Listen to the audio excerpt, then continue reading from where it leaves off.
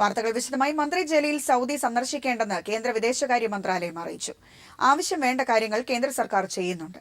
സന്ദർശനത്തെക്കുറിച്ചുള്ള വിവാദം തെറ്റിദ്ധാരണ മൂലമാണെന്നും വിദേശകാര്യ വക്താവ് വികാസ് സ്വരൂപ് ദില്ലിയിൽ അറിയിച്ചു. വിദേശകാര്യ വകുപ്പിന്റെ പതിവ് വാർത്താ സമ്മേളനത്തിലാണ് വക്താവ് വികാസ് സ്വരൂപ് KT ജലീൽ വിഷയത്തിൽ പ്രതികരിച്ചത്. നയതന്ത്ര പാസ്പോർട്ട് നൽകണമോ ഇല്ലയോ എന്നതല്ല വിഷയം, സമയമാണ് പ്രശ്നം. നിലവിൽ സൗദിയിലെ തൊഴിൽ പ്രശ്നം പരിഹരിക്കാൻ കേന്ദ്ര സർക്കാർ ഇടപെട്ടിട്ടുണ്ട്.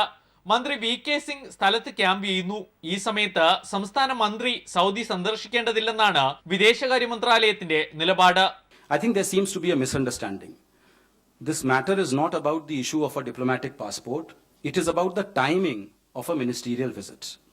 At this time, the focus of our mission and consulate in Saudi Arabia is on helping the Indian workers who are facing hardship and also on helping the Indian pilgrims who have arrived in the holy city of Mecca for the sacred Hajj pilgrimage.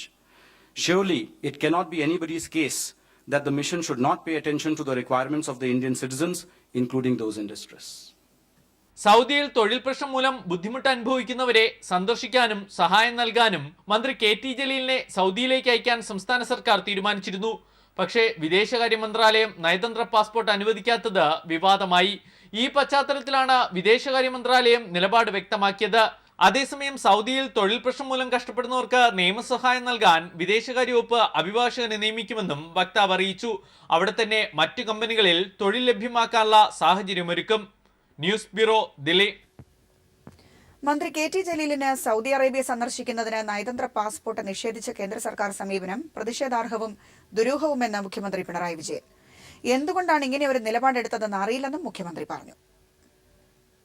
നിർഭാഗ്യകരമായ നിലപാടാണ് കേന്ദ്ര government ഈ കാര്യത്തിൽ സ്വീകരിച്ചത്. എന്തുകൊണ്ടാണ് അങ്ങനെയൊരു നിലപാട് സ്വീകരിച്ചത് എന്ന് മനസ്സിലാകുന്നില്ല. അത്തരമൊരു നിലപാട് സ്വീകരിക്കാൻ പാടില്ലായിരുന്നു. അത് തീർത്തും ദുരൂഹമാണ്. സൗദി അറേബ്യയിലേക്കുള്ള യാത്രയ്ക്ക് പൊളിറ്റിക്കൽ ക്ലിയറൻസ് നൽകാത്ത കേന്ദ്ര സർക്കാരിന്റെ സമീപനം വേദനിപ്പിക്കുന്നതാണെന്ന് മന്ത്രി KT ജലീൽ. കേന്ദ്ര സർക്കാർ നടപടി ദൗർഭാഗ്യകരമാണെന്ന് പറഞ്ഞ മന്ത്രി KT ജലീൽ സൗദിയിൽ ബുദ്ധിമുട്ട് അനുഭവിക്കുന്ന മലയാളി തൊഴിലാളികളെ സഹായിക്കാൻ മറ്റു മാർഗങ്ങൾ തേടുമെന്നും അറിയിച്ചു. സൗദി അറേബ്യയിൽ കുടുങ്ങിക്കിടക്കുന്ന മലയാളി തൊഴിലാളികളെ സഹായിക്കാനും അവർക്ക് ഭക്ഷണം എത്തിക്കുക ഉൾപ്പെടെയുള്ള കാര്യങ്ങൾ നിർവഹിക്കാനുമാണ് മന്ത്രി KT ജലീലിനെ സൗദിയിലേക്ക് അയക്കാൻ മന്ത്രിസഭാ യോഗം തീരുമാനിച്ചത്. ഇതനുസരിച്ച് മന്ത്രി KT ജലീൽ സൗദിയിലേക്ക് പോകാനുള്ള നയതന്ത്ര വിസയ്ക്ക് അപേക്ഷ നൽകി. പക്ഷേ വിസ ലഭിച്ചില്ലെന്ന് മാത്രമല്ല, പൊളിറ്റിക്കൽ ക്ലിയറൻസും നിഷേധിച്ചിരിക്കുകയാണ്. ഇക്കാര്യങ്ങൾ KT ജലീൽ മുഖ്യമന്ത്രി പിണറായി വിജയനുമായി നടത്തിയ കൂടിക്കാഴ്ചയിൽ വിശദീകരിച്ചു.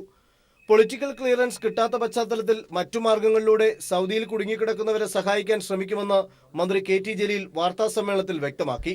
ഗവൺമെന്റ് തന്നെ ഒരു ഡെലിഗേഷനെ പറഞ്ഞയക്കാൻ തീരുമാനിച്ചത്. ഇതിനോടുള്ള കേന്ദ്ര സർക്കാരിന്റെ സമീപനം വേദനിപ്പിക്കുന്നതാണ്,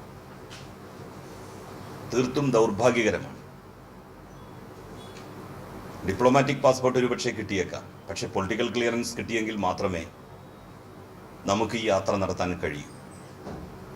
നിലവിലുള്ള ഓർഡിനറി പാസ്പോർട്ടിൽ നമ്മളൊരു വിസ അടിച്ച് പോവുകയാണെന്നുണ്ടെങ്കിൽ ഇപ്പോഴത്തെ സാഹചര്യത്തിൽ ജിദ്ദയിലേക്ക് പോകാൻ കഴിയില്ല. പൊളിറ്റിക്കൽ ക്ലിയറൻസ് നിഷേധിച്ചതിനെ കുറിച്ച് കേന്ദ്ര സർക്കാർ ഒരു കാരണവും പറയുന്നില്ലെന്നും മന്ത്രി ചൂണ്ടിക്കാട്ടി. News bureau, Thiruvananthapuram. മന്ത്രി KT ജലീലിന് നയതന്ത്ര പാസ്പോർട്ട് നിരസിച്ചതിനെക്കുറിച്ച് കേന്ദ്ര വിദേശകാര്യമന്ത്രി സുഷമ സ്വരാജ് തിങ്കളാഴ്ച ലോക്സഭയിൽ വിശദീകരണം നൽകും. രാജ്യസഭ പാസാക്കിയ GST ഭരണഘടനാ ഭേദഗതി 8-ാം തീയതി ലോക്സഭ ചർച്ചയ്ക്കെടുക്കാനും തീരുമാനിച്ചു.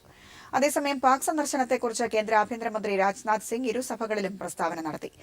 വിരുന്നിന് ക്ഷണിച്ച ശേഷം പാക് ആഭ്യന്തരമന്ത്രി വേദി വിട്ടുവെന്ന് രാജ്നാഥ് പറഞ്ഞു. സൗദി സന്ദർശിക്കാൻ KT ജലീലിന് നയതന്ത്ര പാസ്പോർട്ട് നൽകാത്ത കേന്ദ്ര സർക്കാർ നടപടി ഏറെ വിമർശന വിധേയമായിരുന്നു. വിഷയത്തിൽ KC വേണുഗോപാൽ MP അടിയന്തര പ്രമേയത്തിന് നോട്ടീസ് നൽകിയെങ്കിലും സ്പീക്കർ തള്ളി. ശൂന്യവേളയിൽ ഇക്കാര്യം അവതരിപ്പിച്ച MP രാഷ്ട്രീയ കാരണങ്ങളാലാണ് അനുമതി നൽകാത്തതെന്ന് കുറ്റപ്പെടുത്തി. തിങ്കളാഴ്ച വിദേശകാര്യമന്ത്രി സുഷമ സ്വരാജ് മറുപടി നൽകുമെന്ന് കേന്ദ്ര സർക്കാർ അറിയിച്ചു. പാകിസ്ഥാനിലെ സാർക്ക് സമ്മേളനത്തിനെക്കുറിച്ച് ആഭ്യന്തരമന്ത്രി രാജ്നാഥ് സിംഗ് പാർലമെന്റിന്റെ ഇരുസഭകളിലും പ്രസ്താവന നടത്തി. വേദിയിൽ ഇന്ത്യൻ മാധ്യമങ്ങൾക്ക് അനുമതി നിഷേധിച്ചതും പാക് വിരുന്ന് ബഹിഷ്കരിച്ചതും രാജ്നാഥ് സ്ഥിരീകരിച്ചു. വിരുന്നിനായല്ല പാകിസ്ഥാനിൽ പോയത്. സാർക്ക് സമ്മേളനത്തിനെത്തിയവരെ വിരുന്നിനു ക്ഷണിച്ച പാക് ആഭ്യന്തരമന്ത്രി അപ്പോൾ തന്നെ സ്ഥലം വിട്ടു. തീവ്രവാദം മഹത്വവൽക്കരിക്കപ്പെടേണ്ടതല്ല. ഒരു രാജ്യത്തെ തീവ്രവാദിയെ മറ്റൊരു രാജ്യം രക്തസാക്ഷിയായി കാണുന്നതും അംഗീകരിക്കാനാവില്ല. തീവ്രവാദത്തെയും അതിനെ പിന്താങ്ങുന്ന പ്രസ്ഥാനങ്ങളെയും എതിർക്കണമെന്നതാണ് സർക്കാർ നയം. തീവ്രവാദത്തെ രാജ്യം ഒന്നടങ്കം എതിർക്കുന്നതായി പ്രതിപക്ഷവും വ്യക്തമാക്കി. 2 ഇന്ത്യൻ പ്രധാനമന്ത്രിമാർ തീവ്രവാദത്തിന്റെ ഇരകളായി കൊല്ലപ്പെട്ടുവെന്നും കോൺഗ്രസ് നേതാവ് ഗുലാം നബി ആസാദ് ഓർമ്മിപ്പിച്ചു. അതേസമയം രാജ്യസഭ പാസാക്കിയ GST ഭരണഘടനാ ഭേദഗതി തിങ്കളാഴ്ച ലോക്സഭ പരിഗണിക്കാൻ തീരുമാനിച്ചു. Santhosh സർലിംഗ്, news bureau, Delhi. ലോകം ഇനി റിയോ ഡി ജനീറോയിലേക്ക്. ഒളിമ്പിക്സിന്റെ ഉദ്ഘാടന ചടങ്ങുകൾക്ക് ഇനി മണിക്കൂറുകളുടെ ഇടവേള മാത്രം. മാറക്കാന സ്റ്റേഡിയത്തിൽ ഇന്ത്യൻ സമയം ശനിയാഴ്ച പുലർച്ചെ 4 മണിക്കാണ് ഉദ്ഘാടന ചടങ്ങുകൾ. ഒളിമ്പിക്സിൽ ഒരു കാലത്ത് ഇന്ത്യയുടെ ഉറച്ച സ്വർണ്ണ പ്രതീക്ഷയായിരുന്നു ഹോക്കി. ഒളിമ്പിക്സ് ചരിത്രത്തിൽ 8 സ്വർണം ഉൾപ്പെടെ 12 മെഡലുകളാണ് ഇന്ത്യൻ പുരുഷ വനിതാ ടീമുകൾ നേടിയിട്ടുള്ളത്. പോയ കാലത്തിന്റെ ആ നഷ്ടപ്രതാപം വീണ്ടെടുക്കാനൊരുങ്ങിയാണ് ഇന്ത്യൻ ഹോക്കി ടീം ഇത്തവണ റിയോയിൽ എത്തിയിരിക്കുന്നത്. വാർത്തകൾ തുടരുന്നു. VM സുധീരനെ സംരക്ഷിക്കുന്ന ഹൈക്കമാൻഡ് നിലപാടിനെതിരെ രൂക്ഷ വിമർശനവുമായി K സുധാകരൻ. ഹൈക്കമാൻഡ് പ്രവർത്തകരുടെ വികാരം കണക്കിലെടുക്കുന്നില്ലെന്നും സുധാകരൻ തുറന്നടിച്ചു. പുനഃസംഘടനയല്ല, തെരഞ്ഞെടുപ്പാണ് ആവശ്യമെന്നും സുധാകരൻ പറഞ്ഞു. പുനഃസംഘടന സംബന്ധിച്ച ഹൈക്കമാൻഡ് തീരുമാനത്തിൽ കോൺഗ്രസ് പ്രവർത്തകർ തൃപ്തരല്ലെന്ന് പറഞ്ഞാണ് K സുധാകരൻ ഹൈക്കമാൻഡ് തീരുമാനത്തിനെതിരെ രംഗത്ത് വന്നത്. ഒപ്പം ഈ അസംതൃപ്തി ഹൈക്കമാൻഡിനെ അറിയിക്കുന്നതിൽ കേരളത്തിലെ നേതാക്കൾക്ക് വീഴ്ച പറ്റിയ കാര്യം സൂചിപ്പിച്ചുകൊണ്ട് കേരളത്തിലെ നേതാക്കൾക്കെതിരെയും ആഞ്ഞടിച്ചു. പുനഃസംഘടനയല്ല, സംഘടനാ തെരഞ്ഞെടുപ്പാണ് വേണ്ടതെന്നും K സുധാകരൻ പറഞ്ഞു. ഇതിനൊരു താൽക്കാലിക സംവിധാനത്തിനുള്ള പുനഃസംഘടന അതിപ്പോ എന്തിന്റെ അടിസ്ഥാനത്തിലാണ് ഹൈക്കമാൻഡ് എടുത്തത് ഞങ്ങൾക്കറിയില്ല.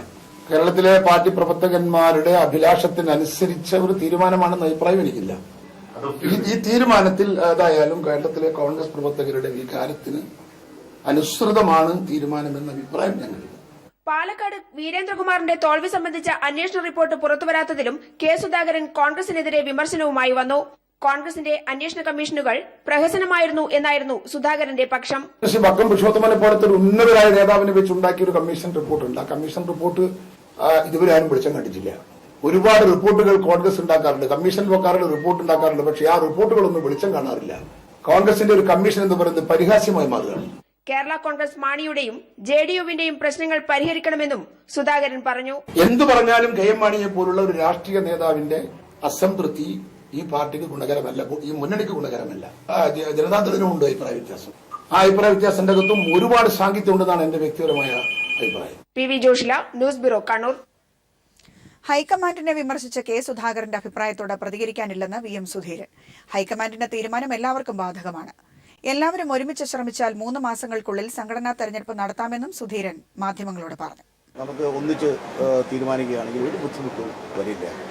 മറ്റൊന്നുകൊണ്ടല്ല, ഏറ്റവും പ്രധാനപ്പെട്ട ഒരു തീരുമാനം എന്ന് പറയുന്നത് സംഘടനാ തെരഞ്ഞെടുപ്പ് നടക്കുക എന്നതാണ്. ശരിക്കും പറഞ്ഞാൽ APCC അധ്യക്ഷ സ്ഥാനത്ത് ഇരുന്നു കൊണ്ട് സംഘടനാ തെരഞ്ഞെടുപ്പിലേക്ക് പാർട്ടിയെ മുന്നോട്ട് നീക്കാൻ സാധിക്കുക എന്ന് പറയുന്നതിൽ പരം ഒരു സംതൃപ്തിയും സന്തോഷവുമുള്ള മറ്റൊരു കാര്യമില്ല.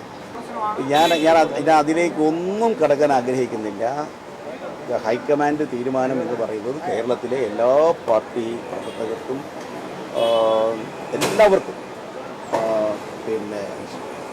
അത് ബാധകമായിട്ടുള്ള തീരുമാനമാണ്. ആ തീരുമാനം എല്ലാവരും അനുസരിച്ച് പോകും. അതിനകത്ത് ഏതെങ്കിലും തരത്തിലുള്ള പ്രയാസങ്ങളോ ബുദ്ധിമുട്ടുകളോ ഉണ്ടാകുമെന്ന്. കേരള കോൺഗ്രസ് എമ്മിന്റെ നിർണായക ക്യാമ്പ് നാളെ ചരൽക്കുന്നിൽ തുടങ്ങും. UDF വിടുന്നതടക്കമുള്ള കാര്യങ്ങളിൽ ക്യാമ്പിൽ തീരുമാനമുണ്ടാകും. UDF വിട്ട പാർട്ടി MLA-മാർ നിയമസഭയിൽ പ്രത്യേകം ബ്ലോക്കായി ഇരിക്കണമെന്നതടക്കമുള്ള കാര്യങ്ങൾ ചർച്ചയായേക്കും. കേരള കോൺഗ്രസിനെയും UDF-നെയും സംബന്ധിച്ചിടത്തോളം നിർണായകമായ ക്യാമ്പായിരിക്കും ചരൽക്കുന്നിലേത്. കേരള കോൺഗ്രസും തമ്മിലുള്ള പ്രശ്നങ്ങൾ കഴിഞ്ഞ ദിവസങ്ങളിലായി മറനീക്കി പരസ്യമായതോടെ കേരള കോൺഗ്രസ് UDF വിടാൻ തന്നെയായിരിക്കും സാധ്യത. എന്നാൽ പാർട്ടി ചെയർമാൻ KM മാണി ഇതുവരെയും ഇക്കാര്യത്തിൽ മൗനം വെടിയാനോ മാധ്യമങ്ങൾക്ക് മുന്നിൽ വരാനോ തയ്യാറായിട്ടില്ല. അതേസമയം ബാർ കോഴ കേസിൽ മാണിക്കെതിരെ കേസെടുക്കാൻ കാരണം ചെന്നിത്തലയാണെന്ന രീതിയിൽ പാർട്ടി മാസിക തന്നെ കഴിഞ്ഞ ദിവസം പ്രസിദ്ധീകരിച്ചിരുന്നു. ഇതൊക്കെ തന്നെ വിശദമായി ചരൽക്കുന്നിലെ ക്യാമ്പിൽ ചർച്ച ചെയ്യും. കോൺഗ്രസുമായുള്ള ചില മുന്നണി ബന്ധത്തിലുള്ള ചില പ്രശ്നങ്ങൾ ഉയർന്നു വന്നിട്ടുണ്ട്. ആ വിഷയങ്ങളൊക്കെ, അതുമായി ബന്ധപ്പെട്ട എല്ലാ വിഷയങ്ങളും കേരള കോൺഗ്രസിൻ്റെ ഉന്നതതല നേതാക്കന്മാരുടെ യോഗമാണ്, ക്യാമ്പാണ് നടക്കുന്നത്. ഇവിടെ ആ കാര്യങ്ങളെല്ലാം ചർച്ച ചെയ്യും. അതിൻ്റെ അടിസ്ഥാനത്തിൽ യുക്തമായ ഒരു തീരുമാനത്തിലേക്ക് കടക്കും. ഇന്ത്യയുമായി ബന്ധപ്പെട്ട അവരുടെ നേതാക്കന്മാർ ഇതുമായി ബന്ധപ്പെട്ട പ്രശ്നങ്ങൾ ഉയർത്തിയപ്പോൾ തന്നെ കേരള കോൺഗ്രസ് പാർട്ടി അതിൻ്റെ നിലപാട് വ്യക്തമാക്കി കഴിഞ്ഞു. അതേസമയം മാണി പോയാൽ പോയിക്കോട്ടെ, കോൺഗ്രസിനോ UDF-നോ അതുകൊണ്ട് ഒന്നും സംഭവിക്കാനില്ലെന്ന നിലപാടാണ് കോൺഗ്രസ് നേതൃത്വത്തിലെ ചിലർക്ക്. അതിന്റെ തെളിവാണ് യൂത്ത് കോൺഗ്രസ് നേതാവ് CR മഹേഷിന്റെ ഫേസ്ബുക്ക് പോസ്റ്റും. എന്തായാലും കേരള രാഷ്ട്രീയത്തിൽ, പ്രത്യേകിച്ചും UDF രാഷ്ട്രീയത്തിൽ വലിയ മാറ്റങ്ങൾക്കുതകുന്ന തീരുമാനങ്ങളായിരിക്കും ചരൽക്കുന്നിലെ ക്യാമ്പിൽ നിന്നുണ്ടാവുക എന്ന കാര്യം സുനിശ്ചിതമാണ്. ബിജേഷ് നടുവിൽ, പത്തനംതിട്ട. തിരികെ വാർത്തകളിലേക്ക്. രാജ്യമാകമാനമുള്ള മുത്തൂറ്റിന്റെ ധനകാര്യ സ്ഥാപനങ്ങളിൽ ആദായനികുതി വകുപ്പിന്റെ മിന്നൽ പരിശോധന. നികുതി അടച്ചതുമായി ബന്ധപ്പെട്ട നിരവധി ക്രമക്കേടുകൾ കണ്ടെത്തിയതായി സൂചനയുണ്ട്. കണക്കിൽപ്പെടാത്ത സ്വത്ത് കൈവശം വയ്ക്കുന്നുവെന്ന രഹസ്യ വിവരത്തിന്റെ അടിസ്ഥാനത്തിലാണ് ആദായനികുതി വകുപ്പ് പരിശോധന നടത്തുന്നത്. മുത്തൂറ്റ് പാപ്പച്ചൻ, മുത്തൂറ്റ് റോയ്, മുത്തൂറ്റ് ജോർജ് എന്നീ മുത്തൂറ്റ് ഗ്രൂപ്പുകളുടെ കീഴിലുള്ള മുത്തൂറ്റ് മിനി, മുത്തൂറ്റ് ഫിനാൻസ്, മുത്തൂറ്റ് ഫിൻകോർപ്പ് തുടങ്ങിയ ഫൈനാൻസ് സ്ഥാപനങ്ങളിലാണ് ആദായ നികുതി വകുപ്പ് മിന്നൽ പരിശോധന നടത്തിയത്. രാജ്യത്താകമാനമുള്ള മുത്തൂറ്റ് ധനകാര്യ സ്ഥാപനങ്ങളുടെ ബ്രാഞ്ചുകളിൽ ഒരേ സമയമായിരുന്നു റെയ്ഡ്. കണക്കിൽപ്പെടാത്ത സ്വത്തുക്കൾ കൈവശം വെക്കുന്നുവെന്ന രഹസ്യ വിവരത്തിന്റെ അടിസ്ഥാനത്തിലായിരുന്നു ആദായ നികുതി വകുപ്പിന്റെ പരിശോധന. വരവിനനുസൃതമായി മുത്തൂറ്റ് സ്ഥാപനങ്ങൾ നികുതി അടയ്ക്കുന്നില്ലെന്ന പരാതിയും ആദായ നികുതി വകുപ്പിന് ലഭിച്ചിരുന്നു. നികുതി അടച്ചതുമായി ബന്ധപ്പെട്ട നിരവധി ക്രമക്കേടുകൾ നടന്നിട്ടുള്ളതായാണ് ആദായ നികുതി വകുപ്പിൽ നിന്ന് ലഭിക്കുന്ന സൂചനകൾ. ആന്ധ്രാപ്രദേശ്, തമിഴ്നാട്, ഗോവ, കർണാടക എന്നിവിടങ്ങളിലായി നിരവധി ധനകാര്യ സ്ഥാപനങ്ങളാണ് മുത്തൂറ്റിനുള്ളത്. കേരളത്തിനകത്തും പുറത്തും മുത്തൂറ്റ് ഗ്രൂപ്പുകളുടെ പേരിൽ കണക്കിൽപ്പെടാത്ത സ്വത്തുക്കളുണ്ടെന്നാണ് ആദായ നികുതി വകുപ്പിന് വിവരം ലഭിച്ചത്. News bureau, Kochi. മുംബൈ കൊങ്കൺ മേഖലയിലെ മഹാഡിൽ പാലം തകർന്ന് കാണാതായവർക്ക് വേണ്ടി സാവിത്രി നദിയിൽ തെരച്ചിൽ തുടരുകയാണ്. രക്ഷാപ്രവർത്തകർ നടത്തിയ തെരച്ചിലിൽ 13 മൃതദേഹങ്ങൾ കണ്ടെത്തി. ദേശീയ ദുരന്ത നിവാരണ സേന, തീരദേശ സേന, നാവികസേന എന്നിവയുടെ പ്രത്യേക സംഘങ്ങളാണ് തെരച്ചിൽ നടത്തുന്നത്. മുംബൈയിൽ പാലം തകർന്ന് വാഹനങ്ങൾ ഒഴുകിപ്പോയ സാവിത്രി നദിയിൽ നിന്നും 13 മൃതദേഹങ്ങൾ രക്ഷാപ്രവർത്തകർ കണ്ടെത്തി. ദുരന്തത്തിലുൾപ്പെട്ട ജയ്ഗഡ് മുംബൈ ബസിന്റെ ഡ്രൈവർ SS കാംബ്ലയുടേതുൾപ്പെടെ 5 പുരുഷന്മാരുടെയും 4 സ്ത്രീകളുടെയും മൃതദേഹങ്ങൾ തിരിച്ചറിഞ്ഞു. ആദ്യ ദിവസം കണ്ടെടുത്ത 2 മൃതദേഹങ്ങൾ ഇതുവരെ തിരിച്ചറിഞ്ഞിട്ടില്ല. കാംബ്ലയുടെ മൃതദേഹം പാലം തകർന്ന മഹാഗഡിൽ നിന്നും 150 കിലോമീറ്റർ അകലെ അഞ്ചാലെ കടൽത്തീരത്തു നിന്നുമാണ് ലഭിച്ചത്. കൂടുതൽ ആളുകൾ ദുരന്തത്തിൽ ഉൾപ്പെട്ടതായ സംശയം ബലപ്പെട്ടിട്ടുണ്ട്. കൺട്രോൾ റൂമിൽ ലഭിച്ച വിവരങ്ങളുടെ അടിസ്ഥാനത്തിലാണ് ഈ സംശയം. ദുരന്തത്തെക്കുറിച്ച് മഹാരാഷ്ട്ര സർക്കാർ ജുഡീഷ്യൽ അന്വേഷണം പ്രഖ്യാപിച്ചു. ഒഴുക്കിൽപ്പെട്ട് കാണാതായ വാഹനങ്ങളെക്കുറിച്ച് സൂചനയൊന്നും ലഭിച്ചിട്ടില്ല. 300 കിലോഗ്രാം വരുന്ന കാന്തം ഘടിപ്പിച്ച കൂറ്റൻ ട്രെയിനുകൾ ഉപയോഗിച്ച് വാഹനങ്ങൾ കണ്ടെത്താനുള്ള ശ്രമം തുടരുകയാണ്. News desk.